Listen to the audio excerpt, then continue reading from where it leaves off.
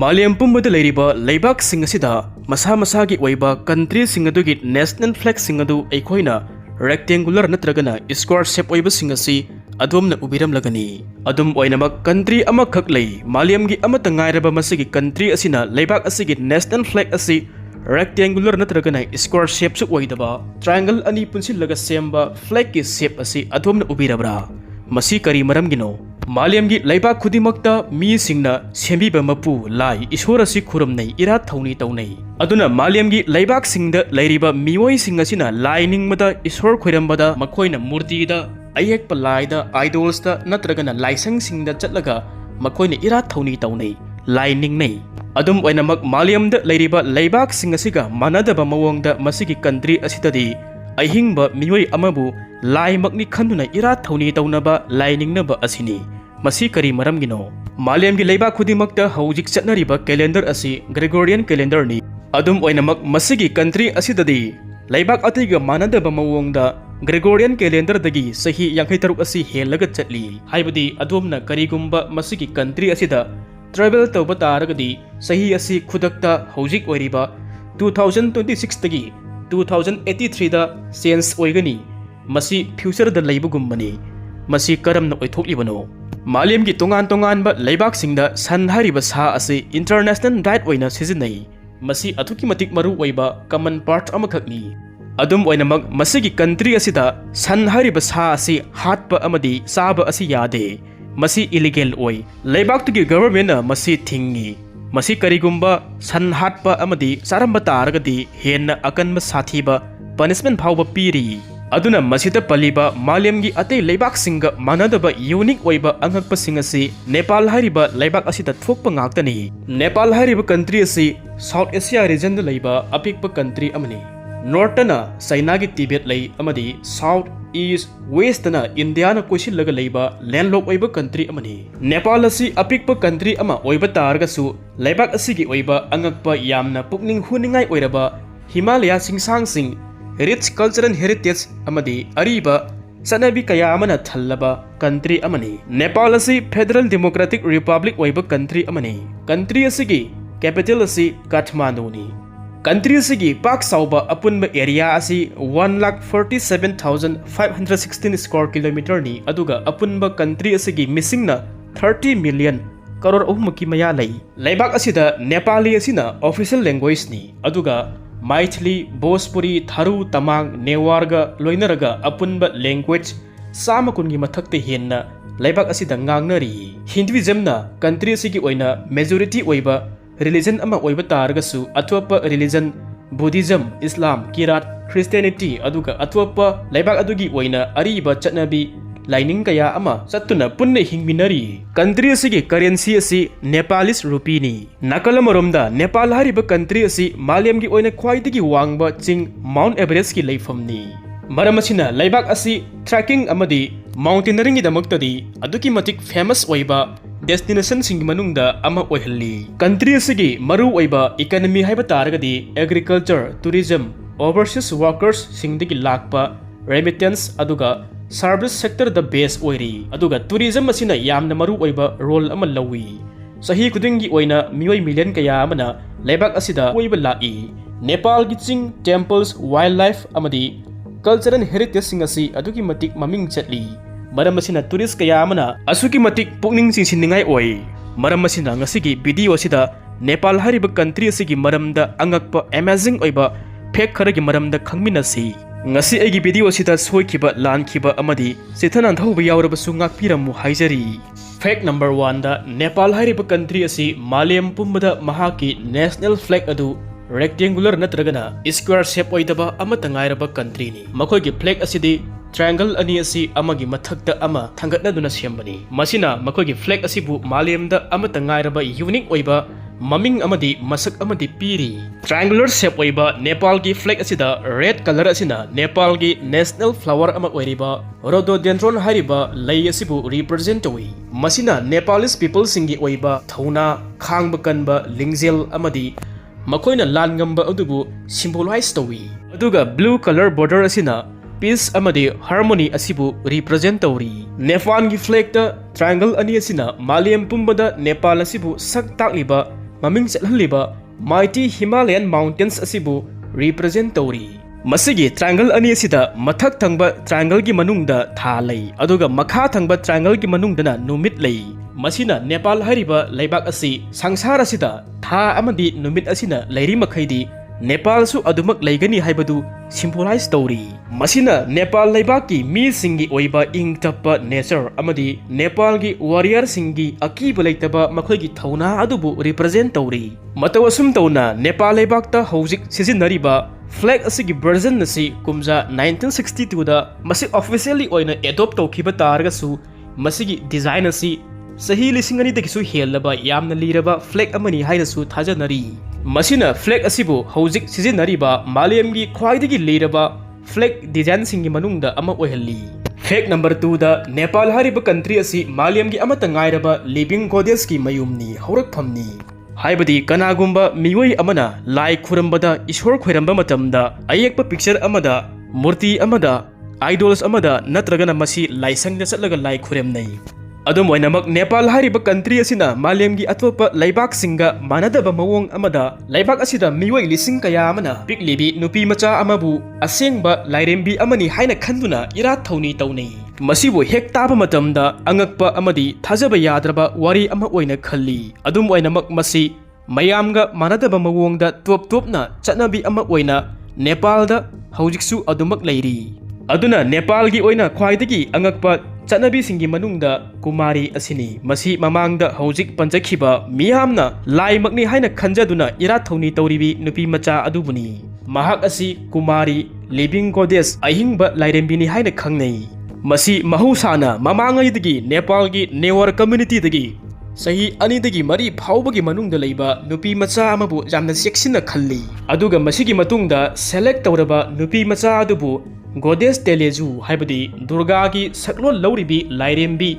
living embodiment haibadi wakhalna sagatpa thajanaba ishwar makni haina miyamna thogan taunai. Aduna Kumari oiribi nupi macha asibu Nepalda Hindu amadi Buddhist animakna ira thauni taunai. Masigi Kumari asi Nepalgi konung wariba Kathmandu Darbar Square da leiba Kumari gar haina kauba konung amada lei. Aduna karigumba Kumari asina konung adudagi mapanda thokpa matam khudimakta mahak asibu senglaba lairembi amani haina lauduna mahaki makhung adu leibakta tahanba yade. Maram asina miyamna mahakpu thanglaga puraga chatli. Aduga amana Nepalda maru oiba pangthoknaba festival singi manungda maming oina pallabada Indra Jatra gumba asoba festival singda masigi living goddess ahingba lairembi Kumari asi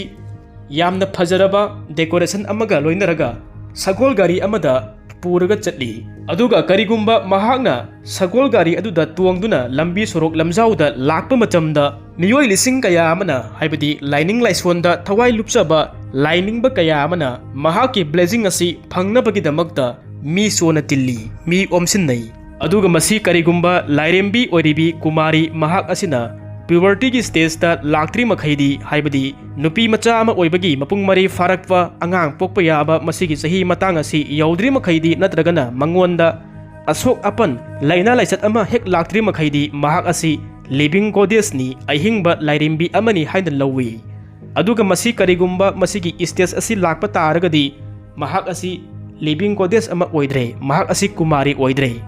Mataw asum tawna madugi matungda sahi lising kaya amagi ariba masigi satnabi asi makha tanabagi damakta anauba Kumari ama amuk khangadawribani. Mataw asum tawna 21st century phawba sida remarkable oiba masigi custom masi adumak Nepalda makha chathari adumak tawri. Masina Nepalbu malemda living goddess leiba amata ngairaba country ama oihalli. Fact number 3 da adomna karigumba Nepalda chatpa taragadi khudakta hojik leiriba sahi asidagi 56 years henna future da leiba oina logani. Masi aikhoina hek tabada science fiction amagi warigumna ugani. Madubu masi tasiyangna Nepalda chatpa matamda masi asengba experience amani. Nepalna malemgi tungan-tunganba leiba kaya amana common oina sizinaba Gregorian calendar asi sizinade. Masigi mahutta leibak asida Bikram Sambat haina kauba makhoigi official calendar ama sizinai. Matang asida aikhoina khangba yaba adudi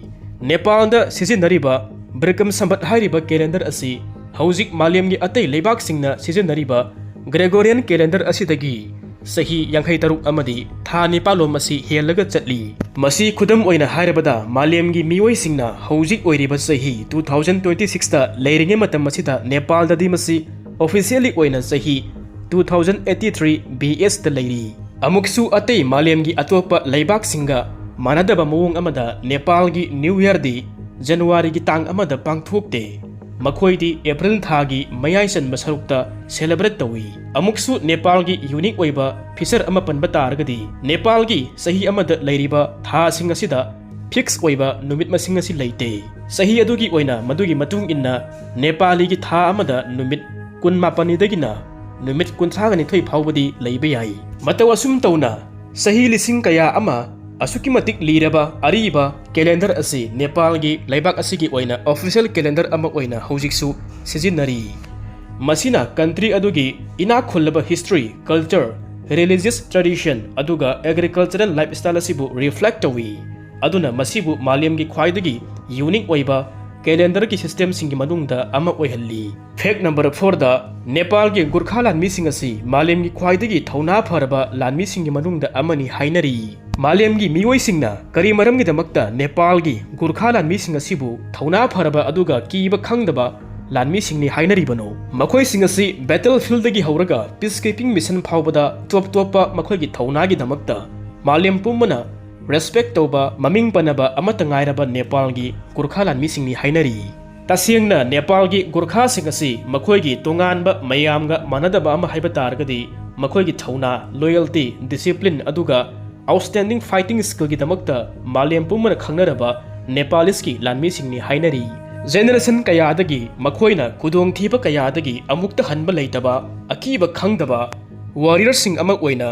reputation asi semakli makhoi gi famous oiba motodi pangdaba ama oigadaba gi sarukpudi sikhibana phai haiba asini pangal selaba thauna leiraba masigi moto asina makhoina hingliba value asi honor bravery aduga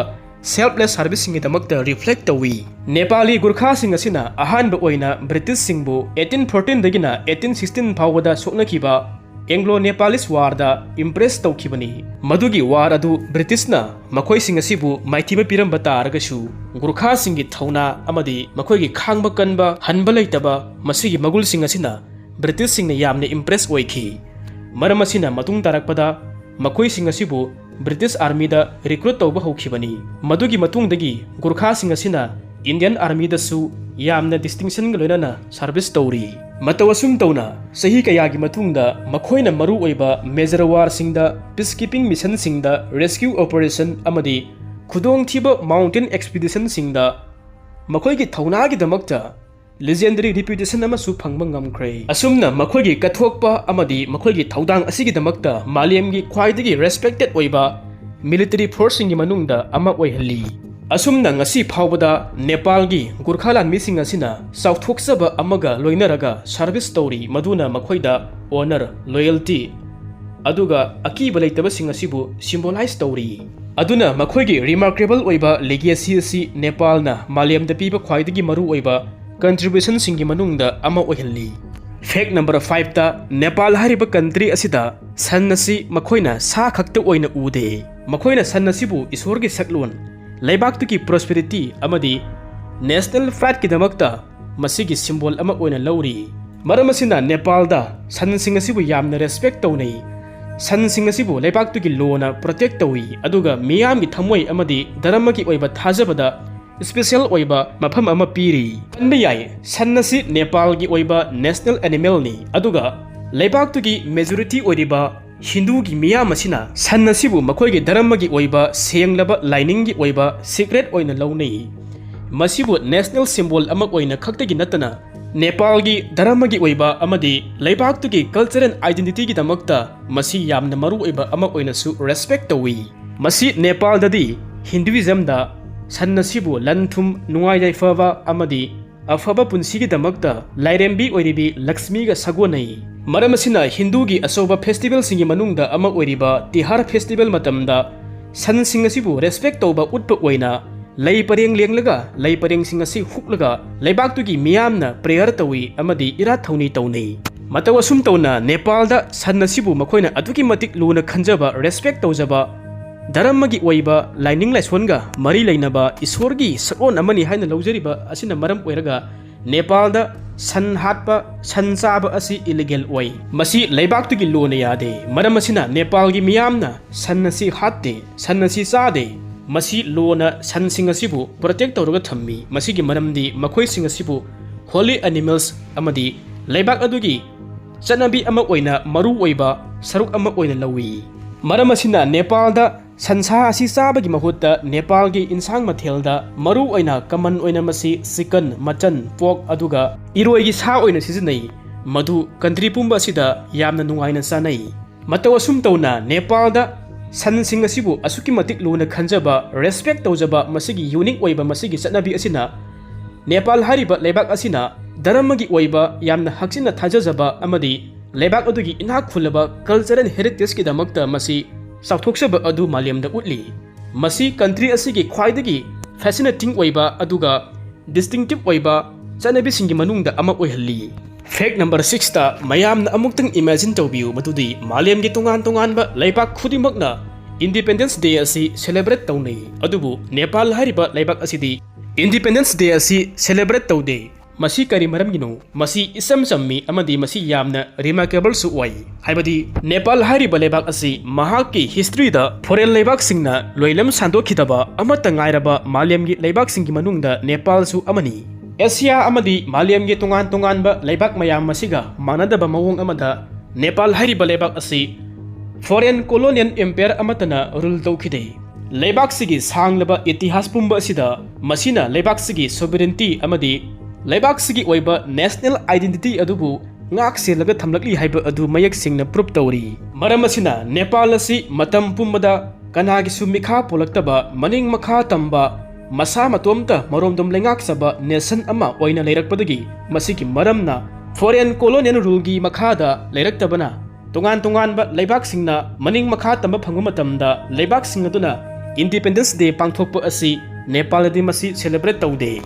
Nepal gi yamna singtha ningai oiba पुवारी की तंकक अमा पनबा तारगदी 1814 दगिना 1816 फावगी मतमदा सोकनखिबा Anglo नेपालिस वार की मतमदा मसिगी मतुंगदा नेपालना 1816 दा British का लोइनरगा the treaty of सोगोली असि sign तौनखि मसिगी treaty असि की मखादा नेपालना महाकिलम territory खरा मांगखिबा तारगसु मसि sovereign अमदी मनिंग मखा चंबा कंट्री अमा ओइना अदुमक लेरखि अदुगा नेपाल असि कैदोंनुंगदा ब्रिटिश की कोलोनी अमा ओइना ब्रिटिश की मखादा लैहनखिदे मसी हाना 18th सेंचुरी दा नेपाल की निंगथौ पृथ्वी नारायण सहाना अपिकपा किंगडम मयाम असिबु नेशन अमत ओइना माइ पाकना पुनसिन मसु ngamखि मधुना नेपाल की मॉडर्न नेपाल की ओइबा फाउंडेशन अदु सेमखि महाकी लीडरशिप ना कंट्री असिगी यूनिटी अमदी इंडिपेंडेंस असिबु मपांगल असि कन्नबगी दमकता मरु ओइबा युमफम थोंदुना मसिना थौदांग अमा ओइना लौखि अदुना नेपाल असि सेंचुरी अनि हेन्ना लेबाक असिदा मोनार्की अमा ओइना जाथरखि अदुगा 2008 ता मोनार्की असिबु मुथतखि अमदी कंट्री असि ऑफिशियली ओइना फेडरल डेमोक्रेटिक रिपब्लिक अमा ओइना ओइरखि मरम असिना नेपाल की हौखिबा पुवारी की तांकक कयादा कनामतना अयत अपन अथिंबा अमत लैतना मनिंग चमना लैरकपा असि लेबाक अदुगी मियाम की दमकता ख्वाइदगी साउथोक्सबा अमा ओइहल्ली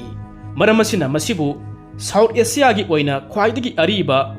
मनिंग मखा चंबा मसा मरोंदुम लेप्सेबा ngamba लेबाक सिंगी मनुंगदा अमा ओइहल्ली फैक्ट नंबर 7 दा नेपाल हारिबा कंट्री असि तोंगान तोंगानबा फुरुप सिंग तोंगान तोंगानबा लोन मखल सुना ngang अमदी मानदबा धर्म लाइनिंग कया अमा चटपा मी मखल सुना ताबा अदुबु हारिबा लमदम मसिदा शांति लैना इंगना सिकना हिंगमिनबा अदुगुम्बा अमता ngairaba कंट्री सिंगी मनुंगदा अमनी अखोइना खंगी मालियमगी मफम कया अमदा लैबाक अमदा हिंगमिनरिबा फुरुप सिंगी मरक्ता कन्फ्लिक्ट थोकपा अमदी धर्मगी ओइबा हिंसागी ओइबा थौदो कया अमा थोकपा असि अखोइना थेंगनै अदुबु नेपाल हारिबा लैबाक असिदी मयामगा मानदबा मवोंगदा लैबाक सिदा खुंदाबिनरिबा तोंगान तोंगानबा धर्मगी तोंगान तोंगानबा फुरुप सिंगी ओइबा मियोइ सिंग असि यामना इंगना सिकना नुंगसिना शांति लैना अमगा रेस्पेक्ट तौनरगा अमत ओइना हिंगमिनै नेपाल दा इथनिक ग्रुप असि पुलपना मरिफुगी मथक्ता लै अमदी लैबाक असिदा तोंगान तोंगानबा मानदबा लोल सामकुनगी मथक्ता ngangnei मसी मालेम पुंबना कल्चरली ओइना डाइवर्स ओइबा कंट्री अमगी मनुंगदा अमनी लैबाक सिगी बैकग्राउंड रिलीजन अमदी ꯂꯩꯔꯤꯕ ꯀꯝꯃ꯭ꯌꯨꯅꯤꯇꯤꯁꯤꯡ ꯑꯁꯤ ꯇꯣꯈꯥꯏ ꯇꯣꯈꯥꯏꯕꯗꯒꯤ ꯂꯥꯛꯈꯤꯕ ꯃꯤꯁꯤꯡꯅ ꯖꯦꯅꯦꯔꯦꯁꯟ ꯀꯌꯥ ꯑꯃ ꯄꯨꯟꯅ ꯅꯨꯡꯁꯤꯅ ꯑꯃꯗꯤ ꯁꯥꯟꯇꯤ ꯂꯩꯅ ꯍꯤꯡꯃꯤꯟꯅꯔꯒ ꯂꯥꯛꯏ ꯃꯁꯤ ꯃꯥꯂꯦꯝꯒꯤ ꯑꯇꯣꯞꯄ ꯂꯩꯕꯥꯛꯁꯤꯡꯒ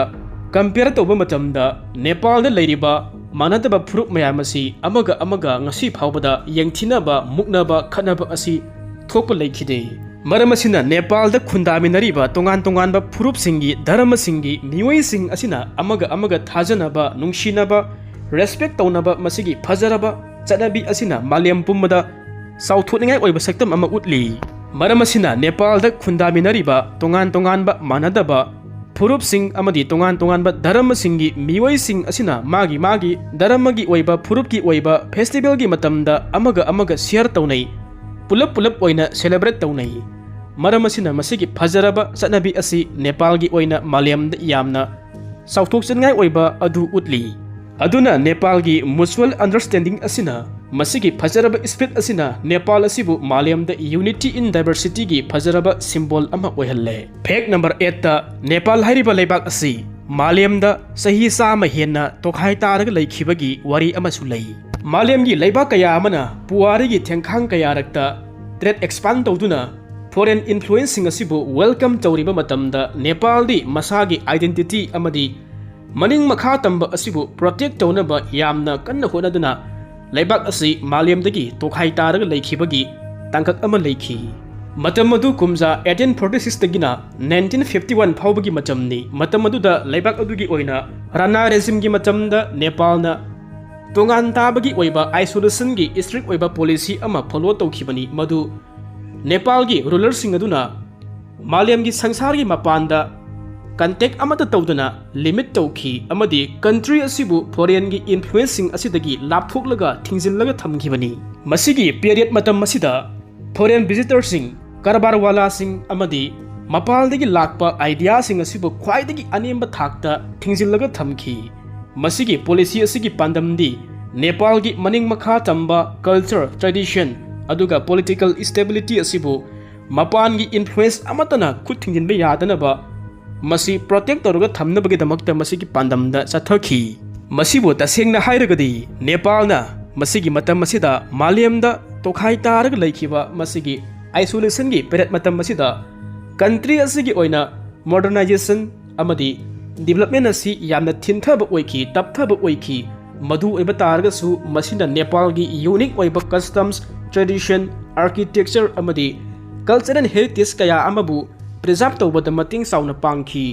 ꯃꯗꯨꯒꯤ ꯃꯍꯩꯅ ꯃꯗꯨꯒꯤ ꯁꯔꯨꯛ ꯑꯃ ꯑꯣꯏꯅ ꯉꯁꯤꯁꯨ ꯅꯦꯄꯥꯜꯗ ꯑꯗꯨꯃꯛ ꯎꯕ ꯐꯪꯂꯤ ꯑꯃꯠꯇ ꯃꯥꯡꯍꯟꯗ꯭ꯔꯤ ꯑꯁꯨꯝ ꯇꯧꯅ 1951ꯗ ꯅꯦꯄꯥꯜꯗ ꯔꯥꯅꯥ ꯔꯦꯖꯤꯝ ꯑꯁꯤ ꯂꯣꯏꯔꯕ ꯃꯇꯨꯡꯗ ꯇꯞꯅ ꯂꯩꯕꯥꯛ ꯑꯁꯤꯅ ꯃꯥꯂꯦꯝꯒꯤ ꯁꯪꯁꯥꯔꯒꯤ ꯃꯄꯥꯟꯗ ꯀꯟꯇꯦꯛ ꯇꯧꯕ ꯍꯧꯔꯛꯈꯤ ꯑꯁꯨꯝꯅ ꯃꯁꯤꯒꯤ ꯃꯇꯨꯡꯗ ꯀꯟꯇ꯭ꯔꯤ ꯑꯁꯤꯅ ꯑꯇꯣꯞꯄ ꯂꯩꯕꯥꯛ ꯀꯌా ꯑꯃꯒ ꯂꯣꯏꯅꯅ ꯃꯔꯤ ꯊꯝꯕ ꯍꯧꯔꯛꯈꯤ ꯃꯁꯤ ꯑꯦꯛꯁꯄꯥꯟ ꯇꯧꯈꯤ ꯑꯗꯨꯒ ꯐꯣꯔꯦꯟ ꯚꯤꯖꯤꯇꯔꯁ ꯀꯌꯥ ꯑꯃꯁꯨ ꯋꯦꯜꯀꯝ ꯇꯧꯕ ꯍꯧꯈꯤ ꯑꯗꯨꯒ ꯃꯁꯥꯒꯤ ꯔꯤꯆ ꯑꯣꯏꯕ ꯀꯜꯆꯔꯦꯜ ꯑꯥꯏꯗꯦꯟꯇꯤꯇꯤ ꯑꯁꯤꯕꯨꯁꯨ ꯄ꯭ꯔꯤꯖꯥꯔꯕ ꯇꯧꯕ ꯃꯁꯤꯒ ꯏꯔꯣꯏꯅꯅ ꯂꯩꯕꯥꯛ ꯑꯁꯤꯗ ꯃꯣꯗꯔꯅꯥꯏꯖꯦꯁꯟꯒꯤ ꯑꯣꯏꯕ ꯃꯥꯏꯀꯩꯗ ꯆꯠꯄ ꯍꯧꯈꯤ ꯑꯗꯨꯅ ꯉꯁꯤꯃꯛ ꯑꯣꯏꯅ ꯌꯦꯡꯕ ꯇꯥꯔꯒꯗꯤ ꯅꯦꯄꯥꯜ ꯑꯁꯤ ꯃꯥꯂꯦꯝꯒꯤꯗꯃꯛꯇꯗꯤ ꯍꯧꯖꯤꯛꯀꯤ ꯑꯣꯏꯅꯗꯤ ꯌꯥꯝꯅ ꯑꯣꯄꯟ ꯑꯣꯏꯔꯦ ꯑꯗꯨꯒ ꯃꯍꯥꯛꯀꯤ ꯀꯨꯏꯅ ꯑꯥꯏꯁꯣꯂꯦꯁꯟꯗ ꯂꯩꯈꯤꯕ ꯄꯤꯔꯤꯌꯠ ꯑꯗꯨꯅ ꯀꯟꯇ꯭ꯔꯤ ꯑꯁꯤꯕꯨ ꯁ꯭ꯄꯦꯁꯤꯌꯦꯜ ꯑꯣꯏꯍꯜꯂꯤꯕ ꯌꯨꯅꯤꯛ ꯑꯣꯏꯕ ꯍꯤꯁꯇ꯭ꯔꯤ ꯑꯗꯨꯒ ꯆꯠꯅꯕꯤ ꯀꯌꯥ ꯑꯁꯤꯕꯨ ꯄ꯭ꯔꯣꯇꯦꯛ ꯇꯧꯔꯒ ꯊꯝꯕꯗ ꯃꯔꯨꯑꯣꯏꯕ ꯊꯧꯗꯥꯡ ꯑꯃ ꯂꯧꯈꯤ